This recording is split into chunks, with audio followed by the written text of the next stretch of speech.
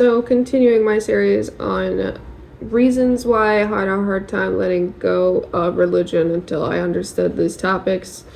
When it comes to evolution, let's talk about micro versus macro evolution. So if you are talking to a apologist or religious person in general about evolution, you might hear the term micro versus macro evolution pop up. You will not find anything about micro, macro evolution in any context aside from apologetics, because it's not a thing. The idea in defenders of creation is that there's a difference between evolution on a small scale versus a large scale. Where the line is, it really is different for every person.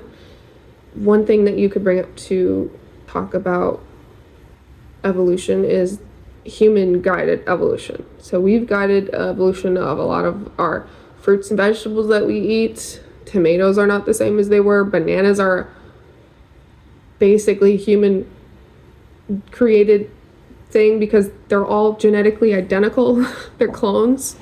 And if there was a bug, it could wipe out every banana. And the banana was used as an example of why everything had to be created by God, because it's perfect to hold. And I'm not even joking. That was the most funniest thing. But anyways, human guided evolution, you can talk about the dog show. And we have all these breeds of dogs, and they were bred with each other on purpose by people to have more of one criteria versus another criteria. So people will say, but they're all still dogs. They're not a different species altogether. And yeah, but can you say where you draw the line between one species and another? Because if you can see how a Chihuahua and a Great Dane can be related, but they could evolve microly, why can't you think that a rabbit and a horse could have evolved? Because they're different species. What is the difference? What's the difference between a species and a kind? Why are you drawing this invisible line saying that that can't happen? Because we have the fossil record, and I know what's coming. There's holes. Yeah, there's holes. Because we don't have a skeleton of every single being that's ever existed, because they can't all be preserved perfectly.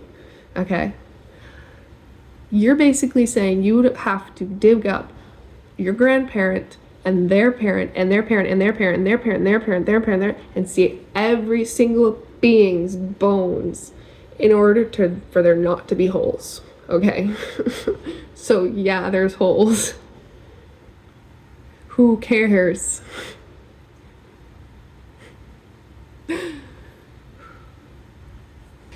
If you're saying that there's a difference between microevolution and macroevolution, you are doing so out of intellectual dishonesty, and you're doing it to be able to draw a line to say no.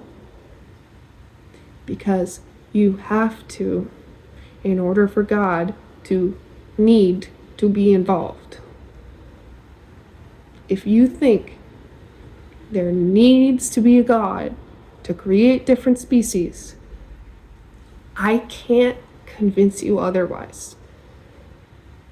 All I can say is that there's plenty of scientific understanding of how the world came to be as it is today that doesn't need any divine intervention outside of this system as we see it. As it works out, it works out.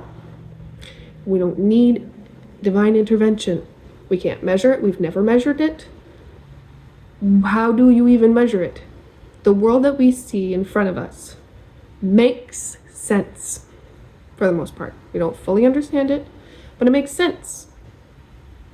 There's no need for there to be a guy to take credit of it all.